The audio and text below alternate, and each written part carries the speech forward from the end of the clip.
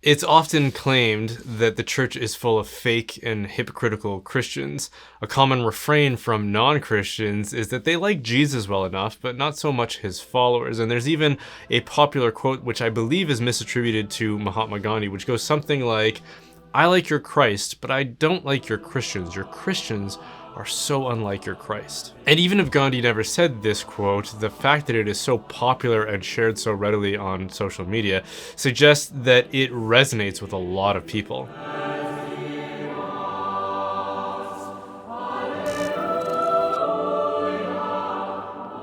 And as somebody that is part of the church, that believes in the Christian creed and that adopts the identity of a follower of Jesus, I can concede that there's some truth to that sentiment. The church does have this kind of a problem. But so does every walk of life, every community, every creed, every people. Nobody lives up to the moral standards that they profess, or at least internalize. And the reason that we know this is because everyone has experienced what it's like to be conscious of guilt and shame. And I'm not talking about the kind of guilt and shame or regret that comes from someone external to us expressing disapproval of our moral conduct. That more often just produces the effect of anger or resentment rather than shame. Instead, I'm talking about the kind of shame that appears as a result of the conviction of our own consciences, because we've done something that falls short or beneath the expectations and moral standards that we set for ourselves, and we've all experienced this kind of thing. We all have memories that when they rehearse themselves in our minds, we kind of recoil from them in shame and embarrassment because it is our own consciences that disapprove of our behavior. We all have things that we wish we could take back. And anyone who has ever tried to follow Jesus as their high moral standard will tell you that this is certainly true in their experience. Anyone who has attempted to embrace some regimen of self-improvement knows what it's like to fall short of whatever resolutions that we have made. That's a necessary ingredient in the process of self-improvement, because self-improvement follows this pattern. It starts by recognizing some standard of goodness, or perhaps the example of someone else that we admire, and saying, I want that. I want to achieve that in my own life for my sake, while simultaneously recognizing that you don't currently meet that standard or the example of the person you admire. And the way that self-improvement works isn't by making a single choice to go from A to Z, as in, hey, I want to be just like this person that I've identified, that I admire, and so starting tomorrow, I'm going to be as good as they are. Instead, realizing that goal is a process of development, and we all appreciate how this works in something like athletics. If I can identify someone like a professional athlete with certain abilities that I want to be able to reproduce in my own ability, I can't choose to begin performing at that level starting tomorrow because of some single grand resolution. If I have any hope of achieving that kind of success in sport, I have to start a training regimen that will lead to that outcome. I have to start making the small decisions that are available to me that, when multiplied, will accumulate into that kind of success. The choice that I have to make isn't be awesome at basketball starting tomorrow. It's set aside 4 hours of time to train starting tomorrow, and then do it again the next day, and then do it again the next day. That's the choice that I have to make. And in the process, I have to be conscious of the fact that I'm trying to imitate someone or something that I am currently not. I'm trying to learn to dribble a basketball or shoot a three-pointer at a standard that I currently fall well short of. Now, wouldn't it be kind of ridiculous if we saw someone undertaking that kind of a training regimen and said, what a hypocrite.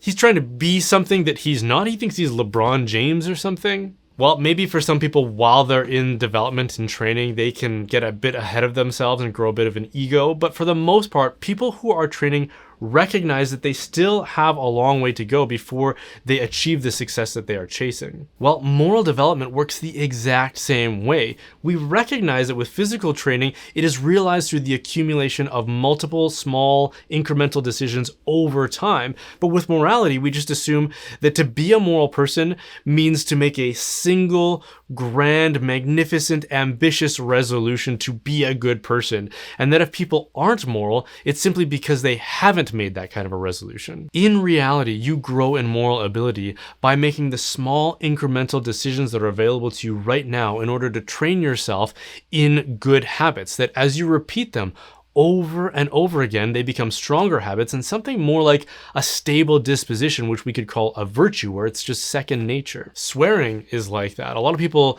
admit that they can't stop swearing and that they've tried. And yeah, maybe it's true that you can't make a single decision to undo a habit that you've repeated over and over again until it becomes something like a stable disposition.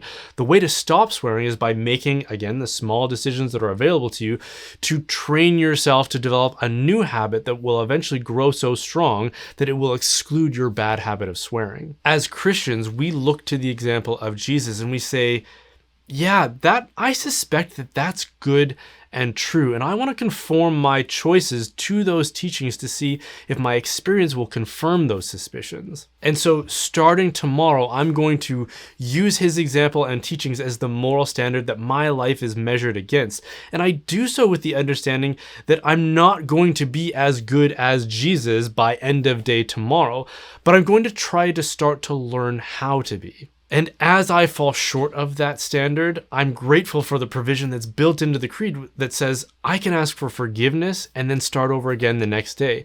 That's what the pattern of the life of a follower of Jesus looks like. And as we persist in it, we grow in holiness, we grow in virtue, and we become more like him over time. And from the outside looking in, that might look hypocritical because we're saying Jesus is the standard, Jesus is the way, but then you see those same people falling short of the standard of Jesus and conclude, oh, these Christians are nothing like their Jesus. Well, of course not. In the same way that a kid learning to play basketball with a vision of admiration for someone like LeBron James isn't nearly as good as that vision that they admire, they're trying to learn to become something more like that, and we don't look at them and say they're hypocrites for that effort. One last thing that I want to address, which is something that I've often heard and have even had said to me personally, is that some people resent the fact that I'm only treating them with honor and respect and a certain kind of moral conduct because Jesus told me to, rather than because it's something that I want to do.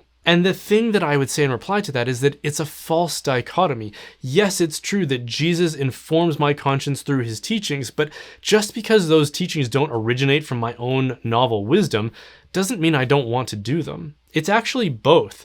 Jesus taught me to do it, and I want to do it. The only difference between doing something because Jesus taught me to do it or doing it because my unguided conscience told me to do it is that in the former, I'm recognizing that there's someone out there who is wiser than me, and I would be better off following and listening to their guidance rather than the promptings of my ignorant and inexperienced moral conscience. And this is something we should all be able to relate to. And in fact, it's the reason we have an education system. We adopt certain forms of knowledge which we didn't discover ourselves. We recognize that someone out there possesses a knowledge that we do not, and that they're probably worth listening to as a result. It would be kind of like objecting to when a friend shares something with you because you think that they're only doing it because their parents taught them to do it when they were young.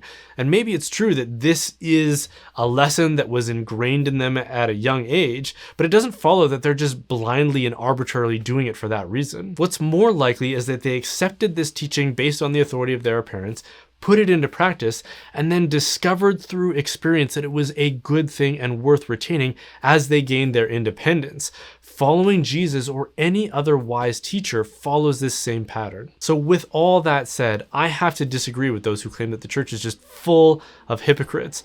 The truth is, there's actually quite a bit of room for more hypocrites. So why don't you come and join us? Hey, thanks for watching. The reason I can continue making content like this is because of the generous support of my viewers. If you are able to support the work I'm doing, there are a couple of ways you can do that: by donating through my website or by joining my online community, The Reinforcements. Both can be done by visiting brianholdsworth.ca, the .ca because that's how we internet in Canada. And of course, don't forget to like and subscribe. And again, thanks for watching.